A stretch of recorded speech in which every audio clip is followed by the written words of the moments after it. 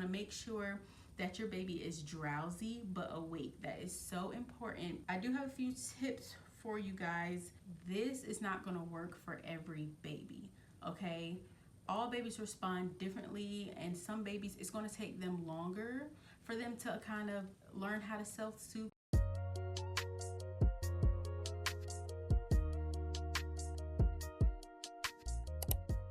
Hi guys, welcome back to my channel. I'm Jasmine, and today we're going to be talking all about how I sleep trained my son in just 4 days.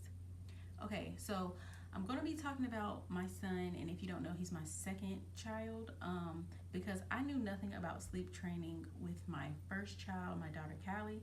So I co-slept with her, and I knew I wanted something different for the next child. So I did my research and I learned about sleep training.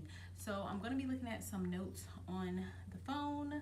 Yeah, this was one of the most proudest moments for me as a mom, just because I didn't know anything about sleep training. I did all my research or whatever, and then it was successful. So I was just so proud of myself. But anyways, sleep training is the process of your baby learning to fall asleep by themselves. That's pretty much like straight to the point. That's what sleep training is, because you want your baby to be able to fall asleep without you having to rock them, soothe them. You want them to fall asleep on their own. The best time to sleep train is when your baby is between 4 months and 6 months. And with my son, I did it when he was like 4.5 months. Like, I was just super ready to start, so I did it on the earlier side, because they said at this age, babies are typically old enough to learn to self-soothe, and they may no longer require night feedings. Also, their sleep cycles begin to mature and their circadian rhythm starts to take effect. So this is just like a suggestion, but if you're not comfortable with sleep training your child around 4, 5, 6 months, you can wait till they get a little bit older. Just keep in mind that the older the baby gets, the harder it might be for them to learn how to fall asleep on their own. That's why they suggest that you start when they're younger. The common sleep training methods are the cried out method, the Ferber method, the chair method, the fading method, the wave, and gentle sleep training. So I suggest that you do your research to see like which method you would like to try, because you know, every method is not for everyone, and that's fine. I also read that it generally takes about 3 to 4 nights to successfully sleep train your baby, 7 days at the most, but it usually takes about 3 to 4 on average for your baby to be successfully sleep trained. So the method that I used was the Ferber method. I think I'm saying that right. And it's basically a form of the cry it out sleep training method. So if you're not familiar, the cry it out sleep training method is, from my understanding, the baby is placed in their bed, and then the parent leaves, and then the parents do not go back into the room. No matter how long the babies cry, they never go back into there. And I've heard a lot of success with that method, so I'm not judging anybody. But from what I understand, that's the cried out method. But with the Ferber method, basically it's supposed to be like a gentler option of the cry it out. So you periodically check in on your baby when they're crying at like timed intervals, basically. And when you go check in on your baby, you're not supposed to pick the baby up. You're just supposed to verbally soothe them. You can rub them, you can pat their back, but you're not supposed to feed them or pick them up or anything. And when you check in on them, it's only supposed to last like 1 to 2 minutes. You're not supposed to be in there for like a super long time. So I put it on the screen. So basically it's kind of like a guide. So as you can see, day 1, it says first check-in after 3 minutes, second check-in after 5 minutes, third check-in, and subsequent check-ins after that is 10 minutes. So basically you do your whole shebang. You put the baby down, the baby's gonna cry.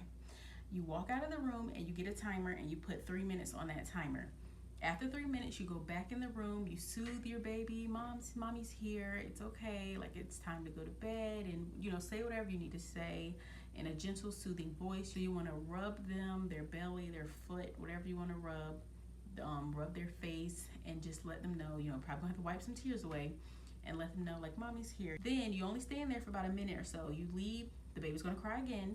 You put on another timer for 5 minutes. After 5 minutes, you go in and do the same thing. You leave, you put on another timer for 10 minutes. And every time until they go to sleep. So if it takes them an hour to go to sleep, you're still going to keep coming back in every 10 minutes for that hour. If it takes them 2 hours, you know what I'm saying? So it's definitely hard. For sure, it's very hard. It's hard to hear your baby crying like that, knowing that if you just pick them up and rock them, you can soothe them to sleep. So you definitely have to be committed to this because it's really hard to hear your baby cry. So yeah, every 10 minutes you go until they fall asleep. So that's day one. And then as you can see on the chart, like I said, each day the time gets like they increase. So the second day, you check in after 5 minutes, then it's 10 minutes, and it's 12 minutes. The third day is 10 minutes, 12 minutes, 15.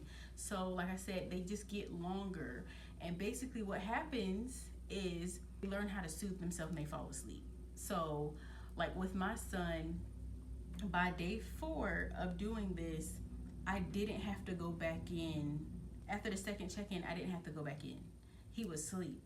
And so each night after that, after the very first time I put my son in his crib, he would cry for, I would time it. He would cry for 30 to 60 seconds and fall asleep by himself. This was like the best thing ever. Like there was no check-ins anymore. He would sleep the whole entire night and he would fall asleep within, like I said, a minute of me laying him down. He would soothe himself and he would go to sleep. This is not gonna work for every baby, okay? All babies respond differently, and some babies, it's going to take them longer for them to kind of learn how to self-soothe themselves. So if your child doesn't get it in like 3 or 4 days, that's perfectly fine. Some babies, it's going to take them longer, and that's fine. This doesn't mean your baby will never cry again at night. It doesn't mean your baby will never wake up again. You know, when babies are sick, you know what I'm saying? It's going to be harder for them to get to sleep, even if you've already sleep trained them.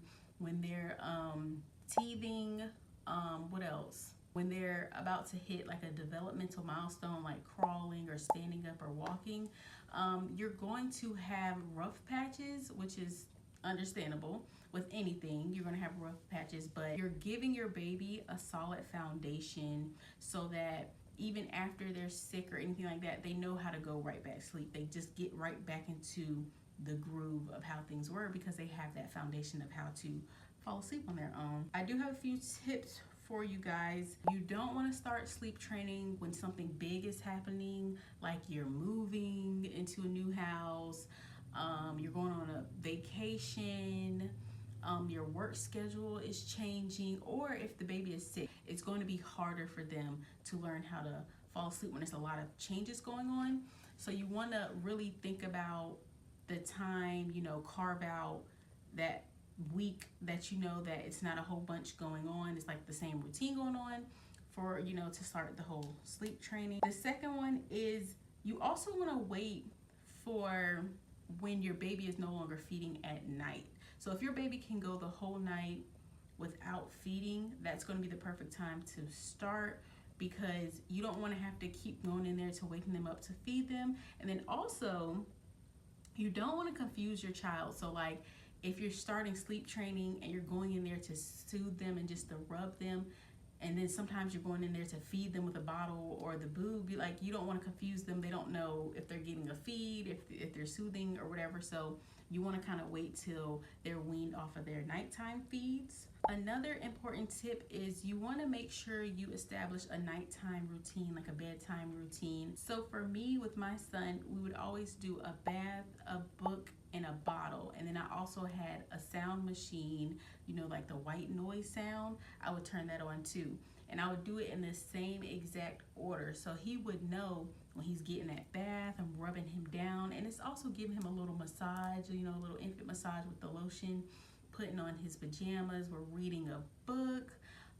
He's getting the bottle. And you want to be careful about that, because a lot of times, as we know, babies will fall asleep. If it's already like their bedtime and you're giving them a bottle, you're feeding them from the boob or the bottle, they're going to fall asleep while they're feeding. So you don't want them to fall asleep, because we're trying to get them to learn how to fall asleep on their own, not from a feed. So if you do find that your baby is falling asleep every single time you're trying to do your night routine, you might want to move your feed early. So you might need to feed them with the boob or the bottle, and then do bath time, and then do a book. You know what I'm saying? So you have to figure out what works for you. But what we did the bath, we did the book, we did the bottle, and then he was sleepy, but he wasn't asleep. So you want to make sure that your baby is drowsy but awake. That is so important, because you don't want them to be asleep, because then you put your baby to sleep and they didn't put themselves to sleep. But you don't want them to be fully awake. You want them to be drowsy. That's gonna ease that transition of just them soothing themselves right into sleep. They're already halfway there. So that is important. Just be careful about the feed, that they're not falling asleep while you're feeding them.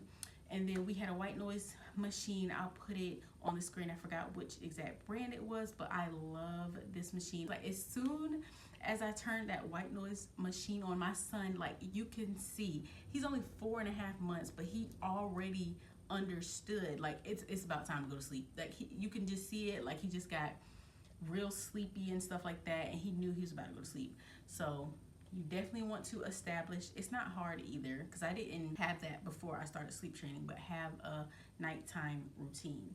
And then the last tip is to be consistent. So like I was saying earlier, it's really hard to hear your baby cry, and you're trying to fight those instincts of going in the room and picking them up and soothing them right back to sleep. And it might make you just be like, forget this whole thing. You know what I'm saying? Especially if you don't have the support of your spouse to do it, you can just be like, forget it. But you have to stick with it, because it's going to get easier for sure. And then not only is your baby going to be getting some great sleep, you're going to be getting some great sleep too. However, if it's been like a week or two and your baby still hasn't made much progress, you might need to take a break. So you can wait a little bit till they're a little bit older. Say you started around 4 months and it's been a week or two and you've been trying to sleep train your baby and it's not working.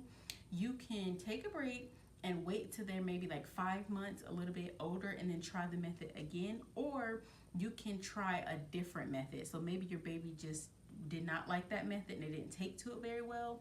So you might want to try something else. Also, you might need to talk to your baby's pediatrician, because there could be like an underlying issue. The baby can be sick, the baby can have an ear infection. Some infants get acid reflux, and it makes it really hard for them to sleep, because you know they're laying down flat and that reflux is happening. So there could be an underlying issue as well as to why your baby's having a hard time sleep training. Okay guys, that is the end of this video. Thank you so much for watching my video. I hope that I helped somebody out there, because like I said, I knew nothing about sleep training. I came to YouTube and I watched a bunch of videos, and that's how I learned. And I'm so glad I did it, because it was so worth it. Having your baby know how to fall asleep on their own. You just do your nighttime routine, put them in their crib, and they just go to sleep by themselves every single night. If you like this video, give it a thumbs up and subscribe if you want to, and I will see you in my next video, guys. Bye.